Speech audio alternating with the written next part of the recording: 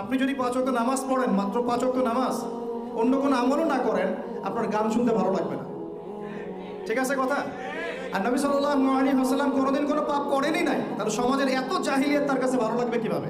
এই জন্য তিনি হেরা গুহায় যেতেন। আপনি কি বুঝতে পারছেন কথা? এই জন্য তিনি হেরা গুহায় গিয়ে থাকতেন, একাকিত্ব অবলম্বন করতেন। সমাজের এই জাহিলিয়াত তার ভালো লাগতো না। এক পর্যায়ে আল্লাহ রাব্বুল আলামিনের পক্ষ থেকে সেই কাঙ্ক্ষিত সময় চলে আসলো, রমাদানুল মুবারক, লাইলাতুল কদর।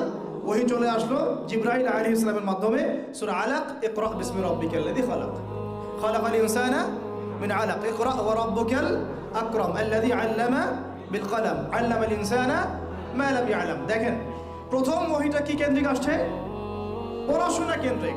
আল্লাহ পাক কিন্তু বললেন না শিরক করো না, মূর্তি পূজা করো না, ব্যভিচারের কাছেও যেও না, তোমরা একে অপরকে হত্যা করো না, পর্দা করো, যাকাত দাও। আছে প্রথম ওহীতে কি আছে?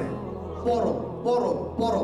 এটাই আমরা বলি ইয়াং জেনারেশনকে, যদি আমরা চাই যে আমাদের সোসাইটি, আমাদের নেশনটাকে পরিবর্তন করতে, লেখাপড়ার এবং জ্ঞানতাত্ত্বিক বিপ্লবের কোনো বিকল্প নেই।